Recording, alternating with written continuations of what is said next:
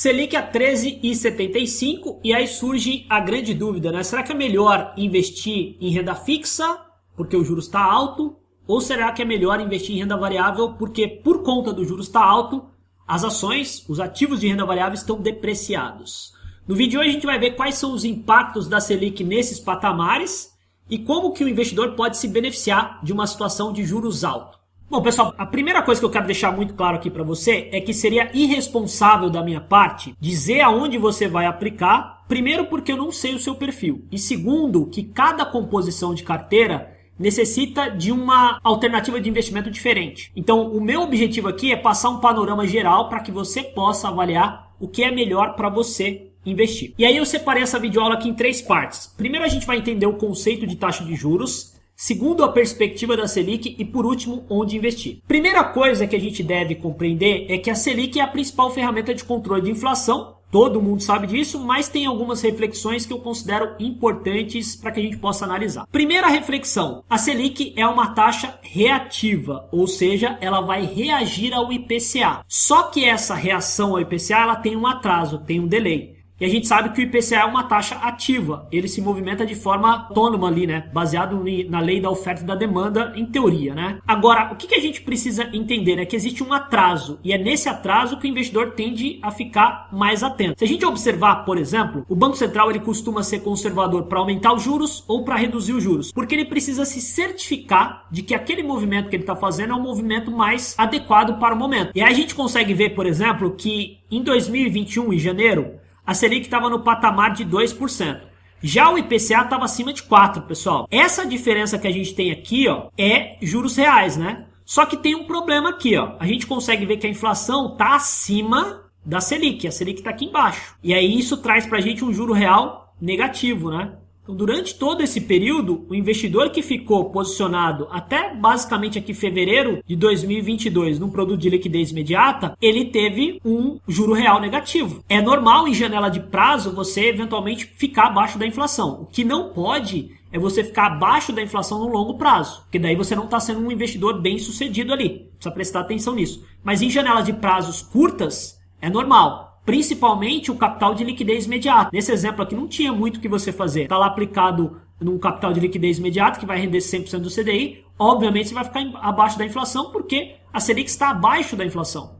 Agora, num prazo mais longo, a gente tem que tentar fazer com que esse saldo seja positivo, né, pra gente. Que é o caso que está acontecendo aqui, pessoal. É essa diferença que a gente tem atualmente. Selic está acima do IPCA. Então a gente quer tentar manter o nosso patrimônio, corrigindo a inflação e, se possível, tendo um ganho real. Esse é o propósito de qualquer investidor. E aí, pessoal, a gente consegue ver que no Brasil, a inflação projetada para os próximos 12 meses traz a possibilidade que a gente possa ter um juro real bem favorável para o investidor. O Brasil está liderando esse ranking de juros reais aqui, obviamente de inflação projetada. Se a gente for olhar, por exemplo, o juro real atual no Brasil, a gente consegue ver que a Selic está em 13,75 e a inflação está em 10,07. Daria um juro real de 3,68. Que eu considero que é muito bom, né, para o investidor, porque ele consegue manter o seu poder de compra em uma aplicação conservadora. Significa que a gente está sendo muito bem remunerado para esperar. Então a gente hoje coloca a nossa aplicação numa liquidez imediata 100% do CDI, a gente consegue manter o poder de compra e consegue ter um ganho real. Só que aí a gente precisa avaliar quais são as perspectivas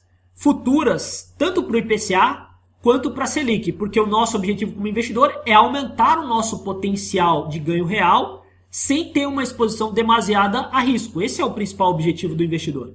E aí a gente consegue ver que a perspectiva de IPCA para 2022 é que ele saia dos 10,07 para 7,15 e para 2023 caia para 5,33. E já a Selic permaneça nos 13,75 e para o ano que vem caia para 11. Tem alguns analistas de mercado que acreditam que a Selic pode ultrapassar os 14 esse ano, mas de acordo com o Banco Central, a expectativa é que a Selic permaneça em 13,75. Qual que é o racional por trás disso, pessoal? Que a gente está vendo que a inflação tende a cair e, como consequência, a Selic também vai cair. E aí a gente vai tentar se beneficiar desse movimento. Esse é o objetivo do investidor. E aí a gente tem duas alternativas de investimento aqui, que são as principais, né? A gente tem a renda fixa, que pode ser dividida em títulos públicos e privados, e a gente tem a renda variável, né? Que aí você tem ações, fundos imobiliários, dólar, ouro, criptomoedas, etc. Já que eu não considero criptomoeda um investimento, mas mais um ativo especulativo, né? Mas não vamos entrar no mérito dessa questão. O ponto é o seguinte, pessoal, quando a gente fala de renda fixa, nos títulos privados, a gente vai priorizar aplicações onde você tenha um prazo definido. Então, por exemplo, você quer aplicar para 4 anos, quer aplicar para 5 anos. Você pode escolher um título privado em detrimento de um título público se você vai levar até o vencimento, porque daí seu retorno vai ser maior, porque em tese, né, o risco de crédito de um título privado é maior se comparado a um título público. E aqui a gente tem os 3 tipos de título: pós, IPCA e pré-fixado. Eles têm a marcação na curva, ou seja, quando você aplica num título desse, se você olhar a tua carteira todos os dias, ela vai estar positiva. Com exceção se tiver uma deflação, mas não é um cenário que acontece corriqueiramente. Está tendo deflação agora nesse mês e no próximo mês,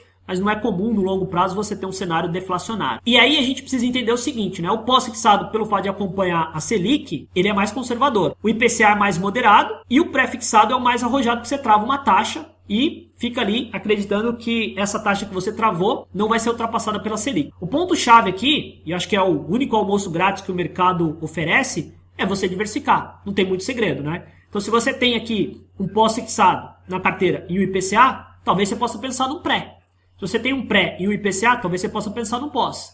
Se você tem um pós e um pré-fixado, talvez você possa pensar no IPCA. O IPCA vai te proteger, mesmo sabendo que existe uma expectativa de inflação, de queda de inflação, e que a inflação vai cair mais rápido do que a taxa Selic, porque a taxa Selic reage à queda da inflação. Eventualmente esse cenário pode mudar, né? E aí, se mudar, você está protegido. E a gente viu que a inflação durante um bom tempo trabalhou acima da taxa Selic. Nesse cenário de taxa de juros caindo, a expectativa é que ocorra o contrário, né? A Selic permaneça por um tempo maior acima da inflação. E aqui não tem muito segredo, né? A diversificação é o principal fator para o investidor. Aqui vai depender da tua carteira. O importante é que a gente já viu que a gente está sendo muito bem remunerado por quando o juros está alto. Então, independente de você colocar qualquer um desses indexadores aqui, de acordo com o que o seu portfólio está pedindo, você vai estar fazendo uma boa aplicação. Agora, se você já é um investidor que de repente quer fazer uma operação mais especulativa e utilizar a renda fixa, você pode utilizar os títulos do Tesouro e utilizar o que a gente costuma chamar de marcação a mercado. A marcação a mercado, basicamente, significa o seguinte, né? Quando você tem um título IPCA ou pré e a taxa de juros sobe,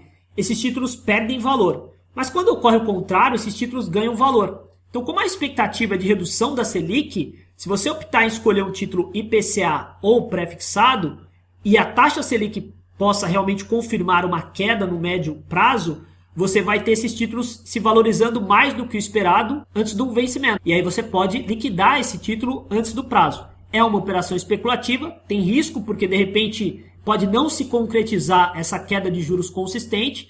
E se você coloca essa aplicação para um determinado prazo, eventualmente longo, pode ocorrer a seguinte situação. A taxa de juros, eventualmente, se ela não cair, você pode ter esse título ali suscetível a você precisar desse dinheiro, resgatar antes do prazo e ter um prejuízo. Então presta atenção nos títulos públicos para não perder dinheiro nessa aplicação que, se você levar até o vencimento, você vai pegar o que foi previamente combinado. Então o legal aqui é você determinar que vai levar até o vencimento e numa hipótese no meio do caminho, se for favorável para você, você pode eventualmente liquidar esse título aí de forma a aferir o lucro dessa operação antes do prazo. E por último a gente chega na parte de renda variável, que a gente pode dividir entre ações e fundos imobiliários. E aqui o raciocínio é simples, pessoal. Quando você tem um juros mais alto, como o dinheiro compete entre si, o pessoal tira dinheiro de ativos de risco e coloca em ativos mais conservadores que estão pagando taxas atrativas. E aí, como o mercado de ações e fundos imobiliários é baseado em oferta e demanda, como o dinheiro está saindo, eles perdem valor. E aí podem surgir oportunidades. Quando a gente fala de fundo imobiliário, um indicador que a gente pode olhar é o valor patrimonial. A gente verificar se a cotação que está sendo negociada em bolsa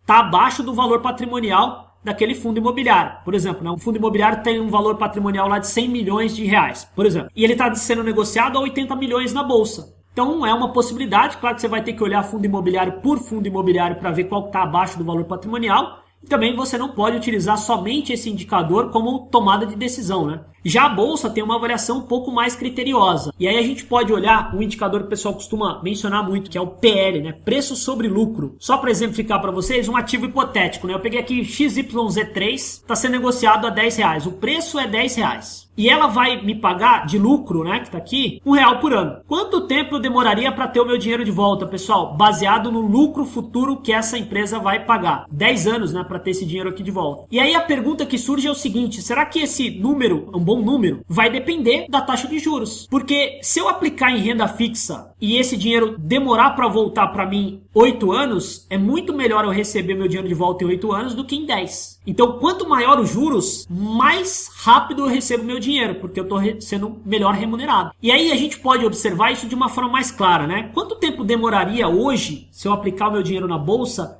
para que esse dinheiro retorne para mim, ou para que esse dinheiro dobre, baseado no lucro futuro que é proporcionado por essas empresas. A gente consegue ver que atualmente, estou gravando esse vídeo no dia 9/8, o PL atual da bolsa é de 4,86. Então a gente pode arredondar para 5. Então, em tese, baseado no lucro futuro dessas empresas, eu receberia meu dinheiro de volta em 5 anos. Perceba que esse prazo aqui, hoje, ele é menor do que na crise de 2008, que chegou a bater 5,53. Então, hoje, em teoria, está mais atrativo comprar bolsa do que em 2008 por esse indicador. Só que tem um problema, só olhar esse indicador de forma isolada é um erro, porque a gente precisa interpretar outras variáveis. Esse cálculo que a gente acabou de ver levaria em consideração um lucro futuro consistente. Não seria como a gente imaginar que essa empresa, no decorrer de 10 anos, traria para mim sempre um lucro consistente de R$1. Isso aqui pode ser que não se concretize, porque se a taxa de juros está alta, significa o quê, pessoal? Significa que as pessoas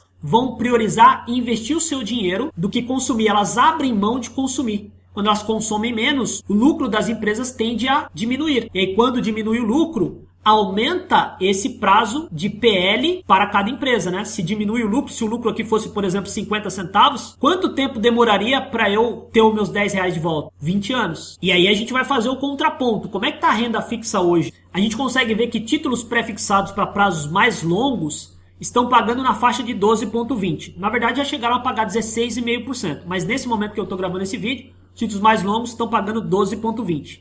E aí você vai conseguir observar que esse título mais longo, pré-fixado, ele está pagando menos do que a Selic.